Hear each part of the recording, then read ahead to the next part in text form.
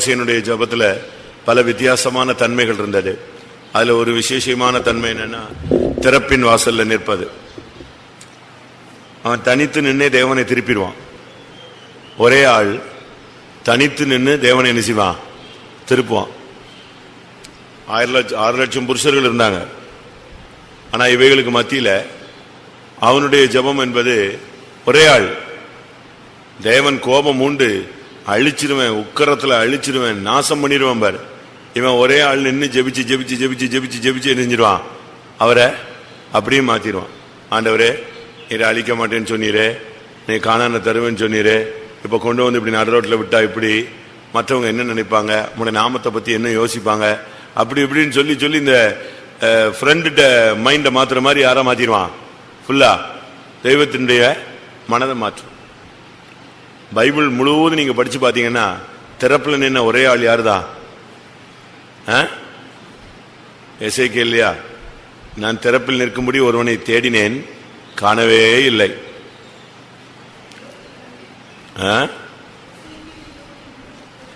எசேக்கியேல் 22:30.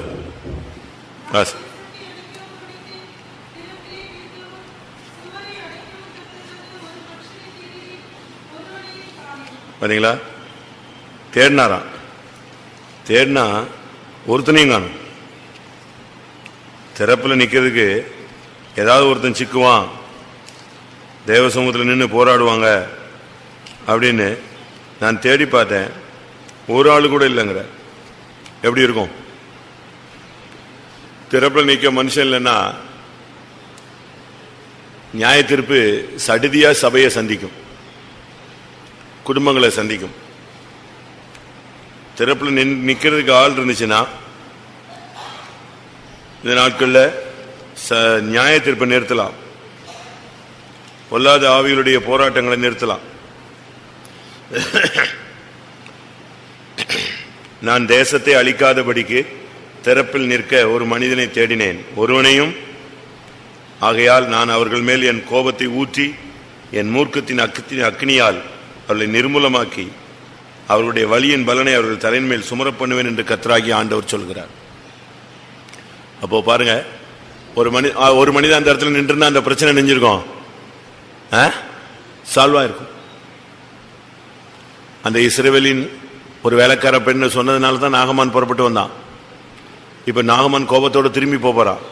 அப்ப போய் இன்னொருத்தன் ஒரு வேலைக்காரன் போய் சொல்றான், இல்ல எஜமான, ஜஸ்ட் இதுல இது ஒரு பெரிய பிரச்சனையே இல்லையே, இதை விட பெரிய கண்டிஷன் கொடுத்திருந்தா செஞ்சிருப்பீங்க இல்லையா அப்படின்னு சொன்ன உடனே அதுக்கு நெஞ்சிட்டான், மைண்டு மாறிடுச்சு. அதுபோல தேவனுடைய கோபத்தை ஆற்றக்கூடிய ஒரு ஜெப வீரர்கள் தேவை.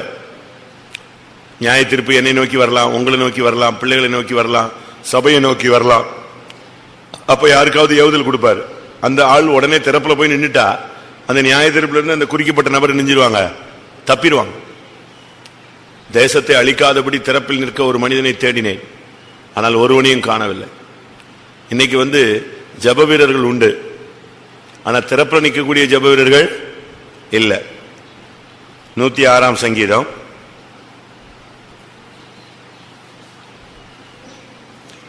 106:23. சங்கீதம் 106:23.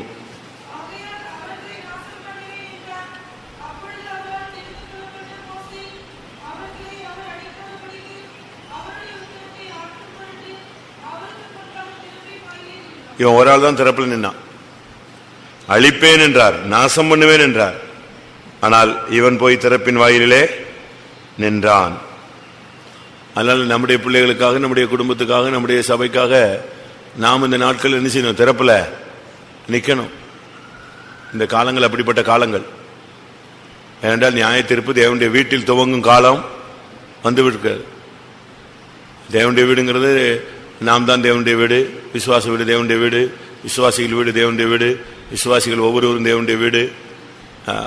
அப்போ தேவனுடைய வீட்டில் தொடங்கினா என்ன நடக்கும்? நம்முடைய பிள்ளைகளுக்குள்ள நடக்கும், நம்முடைய புருஷனுக்குள்ள நடக்கும், நம்முடைய சந்ததிகளுக்குள்ள நடக்கும், நம்முடைய ஊழியக்காரங்களுக்குள்ள நடக்கும். இப்படி எல்லாமே இங்கே தான் நடக்கும். அந்த உக்கிரத்தை ஆற்றுகிறதுக்கு இதுக்கு 10 பேர் தேவையில்லை. சபை முழுசும் கடந்து மன்றாடணும்னு அவசியம் இல்லை. அவங்க வரல, இவங்க வரல, மனைவி வரல, புருஷன் வரல, பிள்ளைங்க வரல, அப்படிலாம் ஒரு குடும்பத்தில் உட்காந்து என்ன செய்ய வேண்டாம். என் வீட்டுக்கார் வரவே இல்லை, என் வீட்டுக்காரி வரவே இல்லை, என் பிள்ளைங்க ஜெபிக்கிறதே இல்லை, அப்படி நம்ம சொல்லிட்டு இருக்க வேண்டியதில்லை. அந்த ஊழியக்காரன் வரல, இந்த ஊழியக்காரன் வரல, அந்த அக்கா வரல, இந்த அக்கா வரல, ஜபத்துக்கு வரல, இப்படி நம்ம சொல்லிட்டு இருக்க வேண்டியதில்லை. திறப்புல நிக்க யார் போதும்?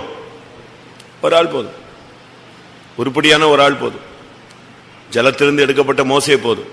ஞானசானம் எடுத்த ஒரு ஆள் கர்த்தருடைய திறப்புல நின்னா போதுமானது. அவன் ஒரு பெரிய அழிவிலிருந்து இஸ்ரவேல் ஜனங்களை பாதுகாத்தான். இல்லைன்னா கர்த்தருக்கு இருந்த கோபத்தில் ஒரு நிமிஷத்தில் நெஞ்சிருப்பாரு, அதம் பண்ணிருப்பார். நோவாவின் காலத்தில் மொத்தத்தையும் அதம் பண்ணார். ஆனா நோவாவால பிரசங்கம் பண்ண முடிஞ்சதை தவிர திறப்புல நிச்சய முடியல, நிக்க முடியல. கேக்குதா எல்லாருக்கும்? பின்னால கேக்குதா? நோவா பிரசங்கம் பண்ணான். பைபிள் அப்படி இருக்கு. நீதியை பிரசங்கித்தவனாகிய நோவா. வாசிங்க. காணாதவைகளை பற்றி தேவ எச்சரிப்பு பெற்று எபிரேயர் 2 பேதுரு 2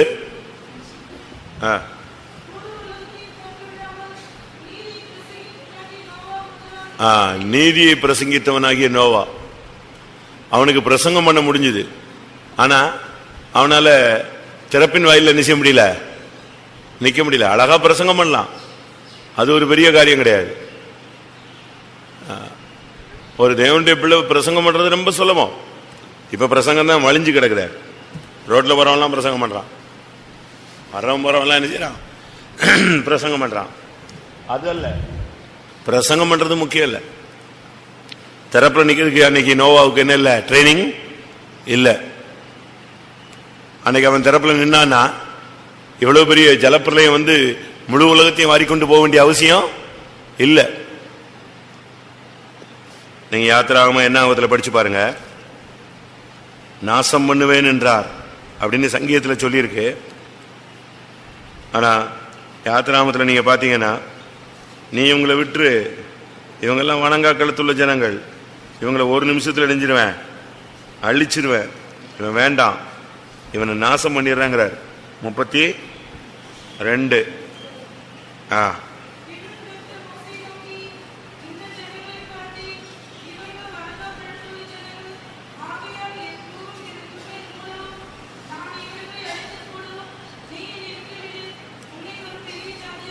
உன்னை ஒரு பெரிய ஜாதியாக்குவேன், உன்னை மட்டும் நான் கிளியர் பண்றேன், மத்த அவ்வளத்தையும் என்ன செய்ய போறேன்? மொத்தமா அழிச்சிட போறேன். இதே சம்பவம் தான் நோவாவின் காலத்தில் நடந்துச்சு. நோவாவுக்கோ தேவனுடைய கண்களில் கிருபை கிடைத்தது. அவனுக்கும் அவன் மனைவிக்கும் 3 பிள்ளைகளுக்கும் 1 மருமகளுக்கும் கிருபை கிடைச்சிச்சு. அவன் சோத்திரம் சோத்திரம் சோத்திரன்ட்டு எரிஞ்சிட்டான், வேலையை கட்டிட்டு வண்டியை விட்டுட்டான். காப்பாற்றப்பட்டது யாரு? இவங்க 8 பேர் தான். மற்ற அவ்வளவும் நிக்கிரகம் அழிஞ்சிருச்சு. இவன் என்ன செஞ்சிருக்கணும் சொல்லுங்க? இந்த இடத்துல மோசையை விட்டுருந்தா என்ன செஞ்சிருப்பான்? என்ன ஆண்டவரே இப்படி அழிச்சிட்டா எப்படி சுவாமி, எப்படி நீங்க கொண்டு வந்துட்டு நடு ரோட்ல விட்டா இப்படி? இது செய்யக்கூடாது. உங்களுடைய மகத்துவமான நாமத்துக்கு நீர் என்ன செய்வீர்? 11 சொல்றான். மோசே தன் தேவனாகிய கர்த்தரை நோக்கி, கர்த்தாவே, தேவரீர் மகாபலத்தினாலும் வல்லமையுள்ள கையினாலும் எகிப்து தேசத்திலிருந்து புறப்பட பண்ணின உம்முடைய ஜனங்களுக்கு விரோதமாக உம்முடைய கோபம் பற்றி எறிவதென்ன? மலைகளில் அவர்களை கொன்று போடவும் பூமியின் மேல் இராதபடிக்கு அவர்களை நிர்மூலமாக்கவும் அவர்களுக்கு தீங்கு செய்யும் பொருட்டே அவர்களை புறப்பட பண்ணினார் என்று எகிப்தியர் சொல்லுவானேன்? உம்முடைய கோபத்தின் உக்கிரத்தை விட்டு திரும்பி உமது ஜனங்களுக்கு தீங்கு செய்யாதபடி அவர்கள் மேல் பரிதாபம் கொள்ளும். அடுத்த வசனம் சொல்லுது, கெஞ்சி பிரார்த்தித்தான். இதே இடத்துல நோவாவோட இடத்துல மோசே நிப்பாட்டி இருந்தா என்ன பண்ணிருப்பா? வேண்டாம், அழிச்சிடாதீங்க அழிச்சிடாதீங்க அழிச்சிடாதீங்க போட்டு மன்றாடி இருப்பான். ஆனா நோவாவை கொண்டு போய் விட்டா அவர், நான் பிரசங்கம் பண்ணிட்டேன், இனி அவ்வளவு பேரும் ஜோலி முடிஞ்சான், நான் போய் வேலைக்குள்ள உட்காந்துக்கிறேன்ட்டு எங்க ஏறி உட்காந்துக்கிட்டாரு. அவருக்கு சபை கட்ட தெரியும், பிரசங்கம் பண்ண தெரியும். ஆனா எங்க நிக்க தெரியாது, எங்க நிக்க தெரியாது, திறப்புல நிக்க தெரியாது. தீக்குருவிக்கு முட்டை போட தெரியும். தீக்குருவி தெரியுமா? தீக்குருவிக்கு முட்டை போட தெரியும். ஆனா எது தெரியாது? அடகாத்து குஞ்சு பொரிக்க தெரியாது. வாசிங்க.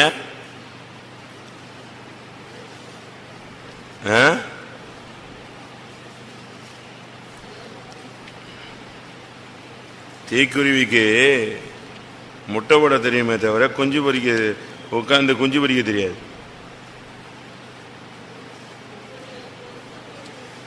சத்தமா சொன்னாதான் எல்லாருக்கும் கேட்கும்.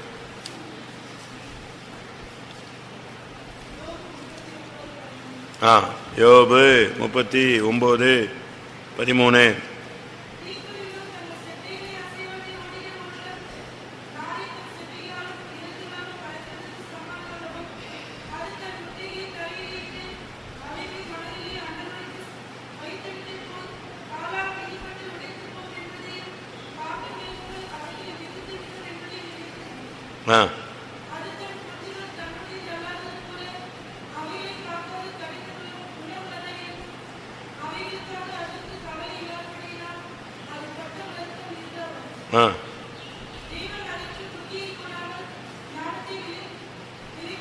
எப்படி அந்த தீக்குருவியை குத்தி பைபிள்ல இருக்கு. அது ஓடுற ஓட்டம் ரொம்ப அழகா இருக்குமா. தங்கள் செட்டைகளை அசைவாட்டி ஓடுகிற ஓட்டம், பாட்டு பாடுறது, பிரசங்கம் பண்றது, ஊழியம் செய்யறது எல்லாம் நல்லா இருக்கு. ஆனா என்ன கிடையாது? குஞ்சு பொரிக்க முட்டை போட தெரியுமே தவிர என்ன செய்யாது? அதுக்கு அந்த புத்தி கிடையாது. அதுபோல நம்முடைய விசுவாசிகள், நம்முடைய ஊழியக்காரங்கள் அநேகர் பாடுபட்டு பயங்கரமா ஓடி ஆடி ஊழியம் செய்வாங்க. ஆனா என்ன பண்ண தெரியாது? ஜெபிக்க தெரியாது. தெரப்புல நிக்க பிராக்டிஸ் கிடையாது. தெரப்புல நிக்கிறதுக்கு ஒருத்தன் வந்து சொல்லிக் கொடுக்கணும், ஒரு பாஸ்டர் வந்து பிரசங்கம் பண்ணணும்னு அவசியம் கிடையாது. அதுக்கு படிப்பறிவு தேவையில்லை, வசனம் தேவையில்லை, ஒன்னும் தேவையில்லை. தெரப்புல நிக்கிறதுக்கு நீ உன் புத்தியை செலவழிச்சு தேவ சமூகத்துல ஆண்டவருடைய பாதத்தில் விழுந்து ஆண்டவரே ஆண்டவரே ஆண்டவரே ஆண்டவரேன்னு இருந்தா அதுவே போதுமானது. திறப்பின் வாயில நிக்கிற ஜெபம் பிரசங்கத்துக்கு ஈடாகாது. பிரசங்கம் எல்லாம் சும்மா. பிரசங்கம் இப்ப சண்டே ஸ்கூல் பிள்ளைகளே பண்ண சொன்னா என்ன செய்யும்? அழகா பண்ணும். போட்டி போட்டு என்ன செய்யும்? 10 நிமிஷம் கொடுத்துட்டு ரெடி பண்ண சொன்னா அருமையா ரெடி பண்ணிட்டு வந்து என்ன செய்யுது? பிரசங்கம் பண்ணுது. அதனால திறப்புல நிக்கிற ட்ரைனிங் ரொம்ப கம்மி நம்முடைய ஜனங்களுக்குள்ள. நமக்குள்ள திறப்புல நிக்கிறதான அந்த ஜபம் இல்ல. அப்படி திறப்புல நிக்கிற ஜபங்கள் இருந்தால் சபைக்குள்ள நியாய தீர்ப்பே என்ன செய்யாது? வராது. அழிவே வராது. சடுதியான நாசங்களே வராது. அப்படி வர்றதா இருந்தாலும் எது போய் தடுக்கும்? இது போய் தடுக்கும். வேண்டாம் ஆண்டவரே வேண்டாம், பொறுமையாயிரும், நீடிய பொறுமையாயிரும், இரக்கம் செய்யும். அந்த தோட்டக்காரன் போய் கேட்டான் இல்லையா எஜமான்ட்ட, இன்னும் 1 வருஷம் இருக்கட்டும். அதுதான் திறப்பு. ஜெபம் பண்ணுமா எல்லாரும்? கொஞ்ச நேரம் எனக்கும் உங்களுக்கும் எல்லாருக்கும் பல கிருபைகள் இருக்கலாம், பல தாளந்துகள் இருக்கலாம், பல வரங்கள் இருக்கலாம், பல வல்லமைகள் இருக்கலாம், பல காரியங்கள் நமக்கு நல்ல பெயர்கள் இருக்கலாம். இதெல்லாம் இருக்கட்டும். உன்னால திறப்பில் நிற்க முடியுமா? ஒரு 1/4 மணி நேரம் நிற்க முடியுமா? அரை மணி நேரம் நிற்க முடியுமா? 1 மணி நேரம் நிற்க முடியுமா? விழித்திருந்து நிற்க முடியுமா? முழங்கால நிற்க முடியுமா? நைட்ல நிற்க முடியுமா? எல்லாரும் தூங்கலால் நிற்க முடியுமா? பலவீனத்துல நிற்க முடியுமா? பாடுகள் மத்தியில நிற்க முடியுமா? கிறிஸ்துவின் அன்பில் நிற்க முடியுமா? யோசிச்சு பாரு. கர்த்தாவே, மோசேக்குள்ள இருந்த அந்த திறப்பின் வாயில நிற்கக்கூடிய அந்த ஜெப ஆவியை இந்த கடைசி நாட்கள்ல என் மேலும் என் குடும்பத்தின் மேலும் என் சபையின் மேலும் ஊற்றும் என்று எல்லாரும் போராடி ஜெபம் பண்ணுவோம். அல்லேலூயா. திறப்பின் வாயில நிற்கக்கூடிய ஒரு ஜெப ஆவி எனக்கு வேணுங்க தாவே. உலக ஆடம்பரங்கள் சபையில பல விதங்களுக்குள்ள வருது.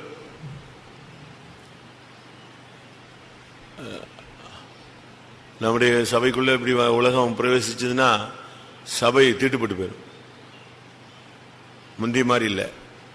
முந்தி உலகத்தின் காரியங்கள் உள்ள வர்றதுக்கு பரிசுத்தவான்கள் அனுமதிக்கிறது இல்லை, ஊழியர்கள் அனுமதிக்கிறது இல்லை. ஏன்னா அவங்க ரொம்ப ஸ்ட்ராங்கா பிரதிஷ்டையில் இருக்கும்போது இதை என்ன செய்ய மாட்டாங்க, உள்ள விடுறதில்லை. ஆனா இப்ப பாருங்க, எல்லா ஊழியர்களுக்குள்ளேயும் விசுவாசிகளுக்குள்ளேயும் உலகத்தின் பேச்சு, உலகத்தின் பொருட்கள், உலகத்தின் துணிமணிகள், உலகத்தின் ஆடம்பரங்கள், உலகத்தின் ஐஸ்வர்யங்கள் ரொம்ப ஸ்டைல், வெறுமை, எளிமை, தியாகம் இதெல்லாம் போயிடுச்சு. இப்போ ஃபுல்லாக ரொம்ப ஹை ஸ்டாண்டர்டில் தான் யார் வரா? விசுவாசிகளும் ஊழியக்காரங்களும் வர்றாங்க. இப்போ உள்ள கண்டிஷன் வந்து ரொம்ப மோசம். உலகத்தின் வேஷம் கடந்து போகிற. ரோமர் 12:2 வாசிங்க. உலகத்துக்கு ஒத்த வேஷம் தரிக்க கூடாதுன்னு இருக்கு.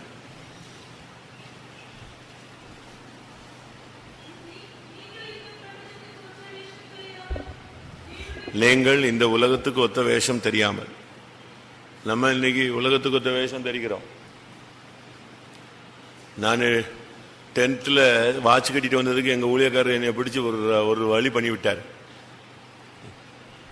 10th எக்ஸாம் டயத்தில் வாட்ச் வாங்கினேன். வாட்ச் வாங்கி கொடுத்தாங்க. வாட்ச் கட்டிட்டு போய்தான் வந்ததுக்கு என்னை ஒரு ட்ரைனிங் கொடுத்துட்டாரு. ஒரு கிறிஸ்மஸுக்கு ஒரு கருப்புல ஸ்ட்ரைப்ஸ் போட்ட சட்டையை போட்டு போனேன். அன்னைக்கு ஒரு ட்ரைனிங் கொடுத்தாரு. அப்ப இருந்த ஊழியக்காரர். வாட்ச் கட்டினதுக்கு அடுத்த ஊழியக்காரர் அவரு ஒரு ட்ரைனிங் கொடுத்தாரு. இப்ப அப்படிலாம் கிடையாது. இப்ப எல்லாமே மாறிடுச்சு. எதெல்லாம் நம்ம ஒரிஜினல் வேண்டாமோ இப்ப அவ்வளவும் எதுல வந்துச்சு? பிளாஸ்டிக்ல வந்துருச்சு. அப்படித்தானே? உண்மைதானே? பூ வேண்டாம். ஆனா இப்ப ஸ்லைட்ல எதை வச்சு தலையிறோம்? பிளாஸ்டிக் பூ குத்தி தலையிறோம். ஷாம்பு வேண்டாம், ஸ்னோ வேண்டான்னு ஒரு பாட்டு இருக்கா? சர்க்கஸ் வேண்டான்னு பாட்டு இருக்கா? டிவி வேண்டான்னு இருக்கா? பாட்டு பாடிருக்கீங்களா? பவுடர் வேண்டான்னு பாட்டு பாடிருக்கீங்களா? இப்ப பாருங்க, எல்லார் வீட்லயும் பவுடர் தான். ஃப்ரண்ட்ல பாத்தீங்கன்னா பார்க்கலாம், அது பாட்டுக்கு அடிச்சு தொப்புன்னு வெளியே வராங்க. ஸ்னோ போட்டு சும்மா ஷாம்பு போட்டு Fair and Lovely face to face அடிச்சுதான் எல்லாம் வெளியே வருது ஜிப்புன்னு. அப்போ இப்போ உலகம் எங்க போகுது? உலகத்தின் வேஷம் கடந்து போகிறதே. எங்கதான் போகுது? நம்ம வீட்டுக்குள்ளதான் போகுது. கரை புரண்டு போகுது. நம்ம இப்போ வந்து நம்முடைய நடை உடை பாவனைகள் எல்லாம் பாத்தீங்கன்னு சொன்னா அப்படியே உலகத்துக்கு ஒத்த. நீங்க வீட்டில் போய் 2-3 பைபிள் எடுத்து வச்சுக்கிட்டு ஏசாயா 3ஆம் அதிகாரத்தை உட்காந்து படிச்சு பாருங்க. வீட்டில் போய் Tamil Bible, RC Bible, English Bible, பழைய பைபிள் இதெல்லாம் வச்சு அப்படியே படிச்சு பார்க்கணும். எதுக்கெல்லாம் நியாய தீர்ப்புங்கிறது அங்க நெஞ்சிருக்கு, கிளியரா எழுதியிருக்கு. எது எதுக்கு, இதுக்கு பதிலாக இது, இதுக்கு பதிலா இது, இதுக்கு பதிலா இது, இதுக்கு பதிலா இது, இதை நியாயம் தீர்ப்பார், இதை நியாயம் தீர்ப்பார், இதை நியாயம் தீர்ப்பார். எல்லாத்துக்கும் என்ன இருக்கு? கிளியரா இருக்கு, டிட்டவா. ஒருவேளை பழைய தமிழ் புரியலன்னா இங்கிலீஷ் தூக்கி வச்சுக்கோ, ஆர்சி பைபிள் எடுத்து வச்சு படிச்சு பாரு, ரொம்ப தெளிவா இருக்கு நியாயத்தில். நம்ம இப்ப ஜெபிக்க வேண்டிய காலம் வந்துருச்சு. சபைக்குள்ள எசபேல் சும்மா அழகா உட்கார்ந்து இருக்கிறா. சபைக்குள் எசபேல் நல்லா உட்கார்ந்து இருக்கிறா. எப்படி உட்கார்ந்து இருக்கிறாளா? எசபேல் சபைக்குள்ள எப்படி இருக்கிறா? அரண்மனையில எகு வரும் பொழுது எசபேல் இருந்தா. எப்படி இருந்தாளா? என்ன சொல்ல மாட்டேங்கிறீங்க சிஸ்டர்ஸ்? சொல்லுங்க. கண்களுக்கு மையிட்டு தன் தலையை சிங்காரித்துக் கொண்டு, வாசிங்க. வர்றான், எகு வர்றான், அபிஷேகம் வரப்போகுது சபைக்குள்ள. ஆவியானவர் வர்ற காலம் வந்துருச்சு. ஆனா இங்க அம்மா வித்தியாசமா இருக்காங்க. 2 ராஜாக்கள் 9ஆம் அதிகாரம் 30ஆம் வசனம்.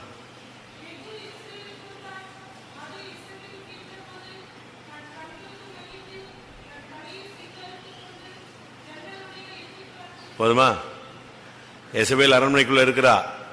ஆவியானவர் வரப்போறாரு. எகு மூலமா அபிஷேகம் எங்க வரப்போகுது? சபைக்குள்ள வரப்போகுது.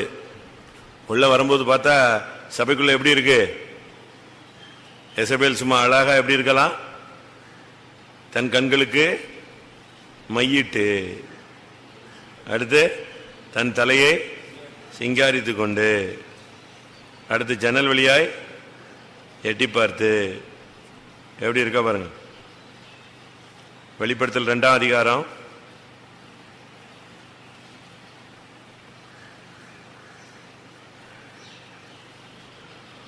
20வது வசனம்.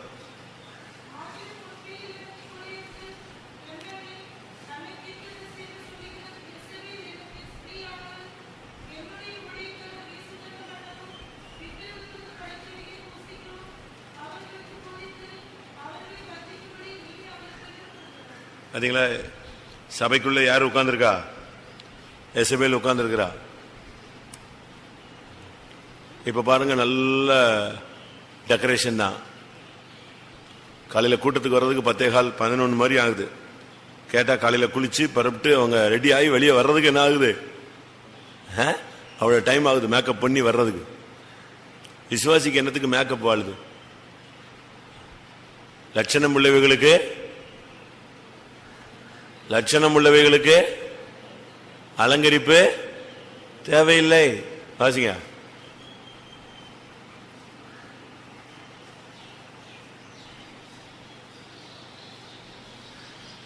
இல்லையா?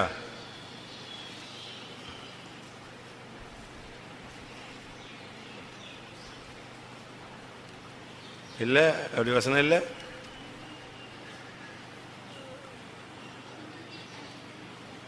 ஒன்னு கொரிந்தியர் 12.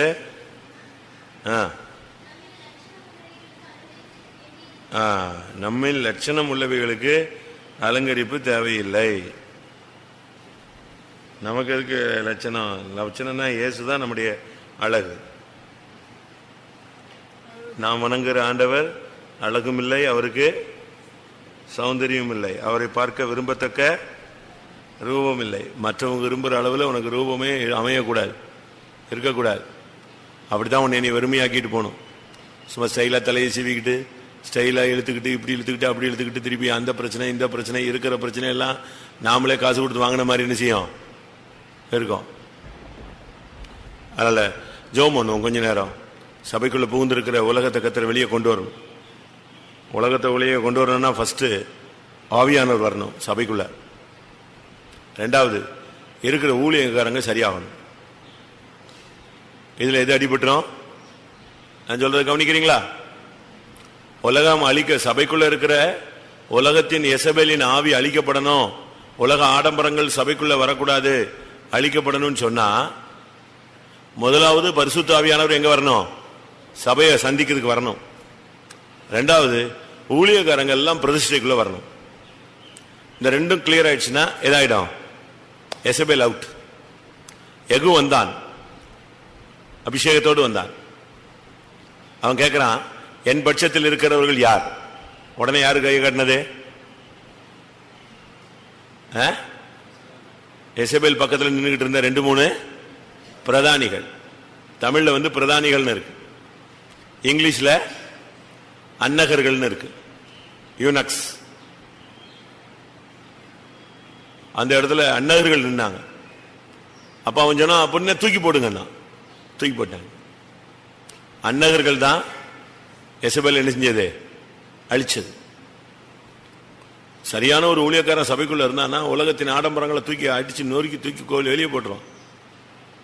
போகும்போது நீ போட்டிருக்க ட்ரெஸ் கூட உன் கூட வராது, தெரியும் தானே?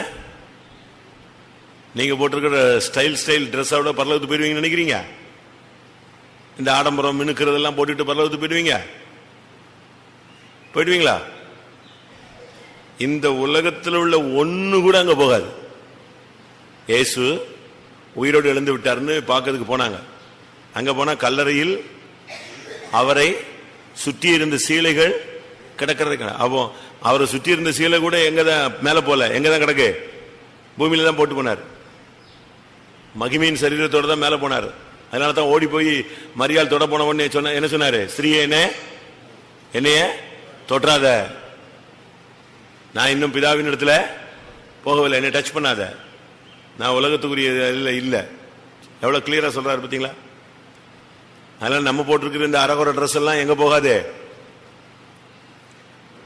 மகிமைக்கு போகாது. இது ஒரு குப்பை. நீ மறுரூபம் ஆகும் பொழுது இந்த சரீரம் இருக்காது. இந்த Dress உனக்கு உதவாது, தூக்கி உறிஞ்சி போட்டு தான் போவார். ஜென்ம சரீரம் விதைக்கப்படும், ஆவிக்குரிய சரீரம் எழுந்திருக்கும். அதனால நம்ம ஜெபம் பண்ணுவோம், சபைக்குள்ள இருக்கிற உலகம் போகணும், எனக்குள்ள இருக்கிற உலகம் போகணும். உலக எண்ணங்கள், உலகத்திலும் உலகத்தில் உள்ளவைகளிலும் அன்பு கூறாதீர்கள், உலகத்திலும் உலகமும் அதன் ஆசை இச்சைகளும் ஒளிந்து போகும். உலகத்தில் ஒருவன் அன்பு கூர்ந்தால் அவனிடத்தில் பிதாவின் அன்பு இல்லை. நான் இந்த உலகத்தான் அல்ல, அதுபோல நீங்களும் இந்த உலகத்தார் அல்ல. இப்ப போய்கிட்டு கண்களுக்கு மையிட்டு அழக போட்டு தேய் தேய் தேய்ன்னு தேய்க்க வேண்டிய காலம் இது இல்ல, அழகுபடுத்த வேண்டிய காலங்கள் இதல்ல. கொஞ்ச நேரம் ஜெபம் பண்ணுமா? அது நல்ல பிரதிஷ்டை உள்ள விசுவாசிகளுக்கு, ஊழியர்களுக்கு தான் அந்த ஜெபம் வரும். அந்த பழைய டீம் பாத்தீங்கன்னா அவங்களுக்கு இதெல்லாம் என்ன செய்யாது. நான் சென்னையில் ஒரு மீட்டிங் போனேன். அது வெளியாள் பந்தல் போட்டிருக்காங்க, நம்ம பந்தல் போடல, வெளியாளை வச்சு பந்தல் போட்டிருக்காங்க. பிரம்மாண்டமான பந்தல், 80 அடி அகலம், 240 அடி நீளம், பெரிய பந்தல். அது இப்போ தட்டி வச்சுலாம் பந்தல் போடுறது இல்லைல்ல, எல்லாமே டின் ஷீட் தானே போடுறாங்க. இப்போ கவர்மெண்ட்ல தீப்பிடிக்க கூடாதுன்னு சொன்னதுனால பயங்கர பந்தல். அது பெரிய கட்சி மீட்டிங் மாதிரி பெரிய பந்தல். அந்த தகரம் தெரியக்கூடாதுன்னு அடுத்த ஒரு ஸ்டைலா இதை போட்டிருக்காங்க, துணி துணி கட்டியிருக்காங்க, ஃபுல்லா துணி. அது எல்லாமே அவங்களுடைய செட்டப் தான், நம்ம செட்டப் கிடையாது. யாருடைய? அவங்களே கான்ட்ராக்ட்ல இத்தனையும் போட்டா அவன் அழகா உள்ள துணி கட்டிடுறான்.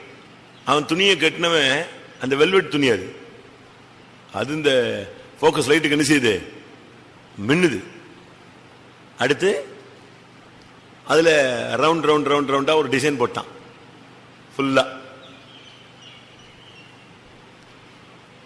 ஃபர்ஸ்ட் நாள் நினைக்கிறேன், ஃபர்ஸ்ட் நாளா செகண்ட் நாளா பாட்டு டைம், ஒரு பொண்ணு இலகி வருது, ஆவி இலகி வருதா இல்ல அவ பரிசுத்தம் இலகி வருதா தெரியல எனக்கு, வர்றா. அது ஒரு 30 வயசு இருக்கு அந்த சகோதரிக்கு. முக்காடு கடலாம் போட்டு அப்படியே பின்னால இருந்து வந்து வந்து வந்து வந்து வந்து வந்து வந்து வந்து வந்து ஸ்டேஜ் கிட்ட வந்துருச்சு. ஸ்டேஜ் பெரிய ஸ்டேஜ். நான் பார்த்துக்கிட்டே இருந்தேன், நான் தானே பிரசங்கியாரு, உட்கார்ந்துட்டு இருக்கேன். என்ன இந்த பொண்ணு இவ்வளவு தூரம் வர்றா, யாருமே கேட்கல, வந்து உட்காரவும் இல்லவா, வந்துட்டே இருக்கா. வந்து வந்து வந்து வந்து ஸ்டேஜுக்கு முன்னால வரைக்கும் வந்துட்டு, இந்த அலங்காரம்லாம் நமக்கு தேவையில்லை அப்படின்னு சொல்லிட்டு போயிட்டே இருக்கு. அவ்வளவு கூட்டத்தில் அது பிசாசு பிடிச்ச மாதிரி தான் சுத்திக்கிட்டே இருந்துச்சு. கொஞ்ச நேரம் அங்க சுத்தி இங்க சுத்தி இங்க சுத்தி அங்க சுத்தி உட்காராம நிலை கொள்ளாம இருந்துச்சு. ஆனா அது மைண்ட்ல எது ஓடுது, டெக்கரேட் பண்ணிருக்காங்கன்னு சொல்லிட்டு வந்து சொல்லிட்டு போகுது, இந்த இதெல்லாம் நமக்கு தேவையில்லை, பெந்தேகோஸ்துக்கு இதெல்லாம் அவசியம் இல்லை அப்படின்ட்டு போகுது. எப்படி இருக்கும்? பாதி பேருக்கு கேட்டுச்சு, எனக்கு கேட்டுச்சு, தெளிவா கேட்டுச்சு. ரைட்டு, இப்படியும் ஆள் இருக்குது. ஆனா அதுக்கு முன்னாலேயே பாஸ்டர், பெரிய பாஸ்டர் அங்க உள்ளவர் சொல்லிட்டாரு, ஸ்டேஜில் இருக்கிற இந்த ரவுண்டு குண்டெல்லாம் பிடிங்கன்னு. ஆனா டைம் இல்லாதனால அவங்க எடுக்கல. அந்த ஆவி வருது பாருங்க, அந்த பிரதிஷ்டன் கேட்டு கேட்டு கேட்டு மண்டையில ஏறின பார்ட்டிக்கு இதை பார்த்த உடனே உலகம் உள்ள இருக்கு சபைக்குள்ளன்ட்டு வருது. நமக்கு எப்படி இருக்கு? அதனால தான் நான் விசுவாசிகள் வீடுகளில் இந்த ஷோகேஸ் வைக்கிறது கூட நான் ஒத்துக்கிறது இல்லை. வீடுகளில் ஷோகேஸ் வச்சு கட்டுறாங்க பாத்தீங்களா, இருக்கிற பொம்மையெல்லாம் தூக்கி அங்கே தூக்கி வச்சுக்குவாங்க. 3 வயசுல இவன் பிறந்த போது இருந்த வாங்கின பொம்மையில இருந்து அவ்வளவு யானை புலி எல்லாம் எங்க உட்கார்ந்துருக்கோம், வீட்டு வாசல்ல உட்கார்ந்துருக்கோம், இந்த கொலு மண்டபம் மாதிரி. நான் என் விசுவாசிகள் வீடுகளில் இந்த ஷோகேஸே வைக்கக்கூடாது. வசனம் தொங்க விடு. வசனம் என்ன செய்யலாம்? பைபிள் இருக்கு, நீ இருக்கிற இடத்துல தூண்களில் எழுதுவாயாக, சுவர்களில் எழுதுவாயாக, இதெல்லாம் பைபிள் இருக்கு. ஆனா இருக்கிற பொம்மையெல்லாம் தூக்கி வைத்துக் கொள்வாயாக. ஒரு விஷயம் 3 வயசுல இருந்து நீ வாங்கி வச்சு அவ்வளவு திங்ஸையும் என்ன செய்வாயாக, அப்படி இருக்கா? இதுக்கு ஒரு ஷோகேஸ், அதுக்கு ஒரு லைட்டு, அதுக்கு ஒரு கண்ணாடி, அதுக்கு பைபிள் வையே, வசனம் வையே, பாட்டு புக்கு என்ன செய்ய வையே. நமக்கெல்லாம் அதாவது நம்முடைய ஆளுங்க பயங்கரமா செலவழிக்கிறாங்க. உலக ஆடம்பரங்கள் இன்னைக்கு சபைக்குள்ள ரொம்ப இருக்கு. அளவுக்கு அதிகமான ஆடம்பரங்கள் சபைக்குள்ள வந்துருச்சு. ஜெபம் பண்ணுமா எல்லாரும்? கொஞ்ச நேரம் உண்மையான வேதனை இருந்தா என்னோட சேர்ந்து ஜெபம் பண்ணுங்க. இல்லைன்னா சோத்திரம் சோத்திரம் சோத்திரன்ட்டு இனிமே பாஸ்டர் வர்ற இடத்துல பவுடர் டின்னு என்ன செய்யக்கூடாது, வைக்கக்கூடாது. இனி திருட்டு வேலைக்கு தான் நீ என்ன செய்யக்கூடாது, திருட்டு வேலைக்கு உள்ள பிளானா பண்ணக்கூடாது, ஒளிச்சு வைக்கிறது. சில வீடுகளில் பார்த்தீங்கன்னா, ஒரு வீட்டுக்கு நான் போறேன், ஒரு பையன் லாட்டரி சீட்டு பார்த்துக்கிட்டு இருக்கான் பேப்பர்ல, இங்கே இல்லை இன்னொரு இடத்துல. என்னைய பார்த்த உடனே நியூஸ் பேப்பர் எங்க போடுறதுன்னு தெரியல, லாட்டரி சீட்டு எங்க போடுறதுன்னு தெரியல. அவனுக்கு விசுவாசிக்கு லாட்டரி சீட்டு தேவையா? லக்கு தேடி பார்க்கறான், அதிர்ஷ்டம் அடிக்கிறதா இல்லையா. விசுவாசிக்கு தேவையா? உழைச்சி சாப்பிடணுங்க, லாட்டரி சீட்டு வாங்கி சாப்பிடக்கூடாது. இன்னொரு வீட்டுக்கு போனேன், அந்த பொண்ணு வாலிப பொண்ணு தான். நான் சவுண்டு கொடுக்காம தான் உள்ள போனேன், ஏன்னா எல்லாம் திறந்து கிடக்கு, எல்லாமே திறந்தான் கிடந்துச்சு. நானும் போயிட்டே இருந்தேன். போனா டிவி ஓடிக்கிட்டு இருக்கு, இவ உட்காந்து பார்த்துட்டு இருக்கா, நான் பின்னால தான் நிக்கிறேன். நான் போய் எவ்வளோ நேரம் ஆச்சு, அதுக்கு ஒண்ணுமே மண்டையில சூடு சொரண ஒண்ணுமே ஏறல. ஒரு ஆள் உள்ள வர்றாங்களேன்னு அதை தமிழ்ல சொல்லுவான் அனிச்சைன்னு. அதாவது யாரோ நம்மளை பாக்குறாங்க, யாரோ வர்றாங்கிற உணர்வு எப்பவுமே என்ன இருக்கணும், இருந்துகிட்டே இருக்கணும். அதனாலதான் நம்ம உஷாரா இருந்துகிட்டே இருப்போம். நான் போறேன், அது ஆட்டம் நடக்குது, பாட்டம் நடக்குது. நான் சொன்னேன், நீ ஒரு விசுவாசி பிள்ளை, இப்படி உட்கார்ந்து வீட்டுக்குள்ள எவன் வந்தேன்னு தெரியல, நீ இருக்கிற ரூமுக்குள்ள வந்து ஆளும் உனக்கு தெரியல, அவ்வளவு இன்ட்ரெஸ்டா இதுல போய்கிட்டு இருக்கு. இப்படிலாம் நம்ம வந்து உலகம் ரொம்ப உள்ள வந்துருச்சு. ஜெபம் பண்ணும், கொஞ்ச நேரம் ஜெபம் பண்ணுங்க. எசபேலின் ஆவி சபைக்குள்ள இருந்து வெளியே போட்டு, வெளியே போகணும்னா அது போன்னு சொன்னா போவாது. எசபேலை கூப்பிட்டு என் சபையை விட்டு வெளியே போ அப்படின்னா என்ன செய்யாது, போகாது. அவ வந்து செட்டில் ஆகிறதான் உள்ள இருக்கா. நாம தான் என்ன செய்யணும், அழிக்கணும். நீங்க தான் பிரதிஷ்டை பண்ணணும், நான் தான் பிரதிஷ்டை பண்ணணும், ஒவ்வொருத்தரும் பிரதிஷ்டை பண்ணணும். என் வீட்டுக்குள்ள இந்த உலக ஆடம்பரம் என்ன செய்யக்கூடாது, வரக்கூடாது, இருக்கக்கூடாது, ஆண்டவரே அனுமதிக்க கூடாது. அப்படி தேவ சித்தம் இல்லாத இந்த ஜபத்துக்கு பிறகு உனக்கு ஆவியானவர் பேசினார்னா தேவ சித்தம் இல்லாதெல்லாம் வெளியே தூக்கி செஞ்சிடணும், போட்டுடணும்.